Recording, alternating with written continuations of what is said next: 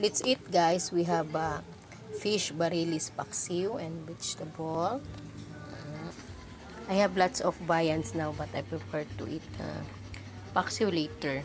This fried fish, barilis again, and I have vegetable. I have Coke, of course, and I have soy sauce and vinegar, of course.